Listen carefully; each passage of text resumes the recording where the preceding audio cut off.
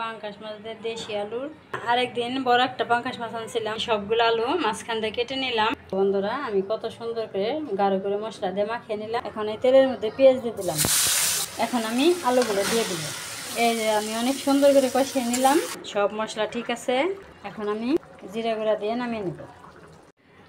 আসসালামু আলাইকুম বন্ধুরা, আজকে আমি পাঙ্কাশ মাছ দিয়ে দেশি আলুর দারুণ একটা রেসিপি করেছি। সবাই প্রথম থেকে শেষ পর্যন্ত পুরো ভিডিওটা দেখে নিও, তাহলে আমি এখন রান্নায় চলে যাই। বন্ধুরা আরেকদিন বড় একটা পাঙ্কাশ মাছ আনছিলাম। আজকে আমি রান্না করব পিঠের মাছগুলা। বড় মাছ দেখে আমি এইভাবে টুকরা করে নিচ্ছি সবগুলা মাছ। এই যে তাও কত বড় বড় হয়েছে। আমি এখন এই মাছগুলা সব মশলা দিয়ে মাখিয়ে নেব।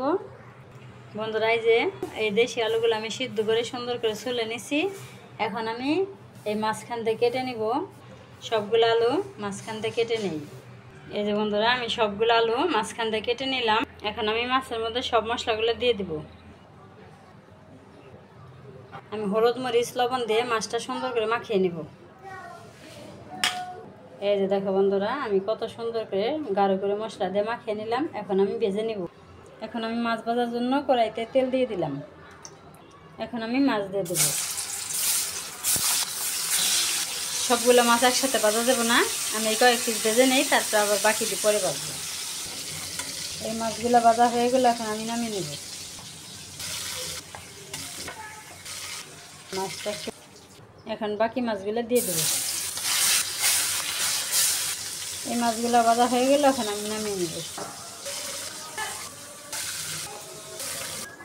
এখন এই তেলের মধ্যে পেঁয়াজ দিয়ে দিলাম, কাঁচামরিচ দিয়ে দিলাম। আমি হালকা ভেজে নেব। আমি সুন্দর করে ভাজা ভাজা করে নিলাম। এখন আমি একটু পানি দিয়ে দিব। এখন আমার যা যা মশলা লাগবে আমি সব মশলাগুলো দিয়ে দেব। রসুন, আদা,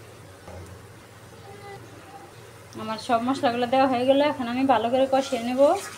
আদা রসুনের কাঁচা গন্ধটা যেন না থাকে। এই যে বন্ধুরা কত সুন্দর করে কষিয়ে নিলাম। মশলার মধ্যে তেল ভাব এসে গেছে। এখন আমি আলুগুলো দিয়ে দেব। এখন আমি আলু দিয়ে মশলা দিয়ে অনেক সুন্দর করে কষিয়ে নিব, কারণ সিদ্ধ আলু কষানোর পরে আমি বেশি জল দেবো না, অল্প একটু জল দেবো। এই যে আমি অনেক সুন্দর করে কষিয়ে নিলাম। এখন আমি পানি দিয়ে দেবো। এই পানি দিয়ে দিলাম। এখন আমি মাছগুলোও দিয়ে দেব। মাছগুলো দেওয়া হয়ে গেল। বন্ধুরা আমার পাঙ্কাশ মাছ দিয়ে দেশি আলুর তরকারি হয়ে গেল। সব মশলা ঠিক আছে, লবণ মরিচ সব ঠিকঠাক মতন হয়ে গেছে। এখন আমি জিরা গুঁড়া দিয়ে নামিয়ে নেব। এখন আমি একটু নাড়া দিয়ে মিলিয়ে দিয়ে নামিয়ে নেব। এই যে আমার পাঙ্কাশ মাছ দিয়ে দেশি আলুর তরকারি হয়ে গেছে, নামিয়ে নিলাম। তাহলে আমার আজকের ভিডিও কেমন হলো অবশ্যই কমেন্ট করবে। তাহলে ভিডিও এখানে শেষ করলাম। সবাই ভালো থাকবে, সুস্থ থাকবে, সাবধানে থাকবে। আল্লাহ হাফেজ।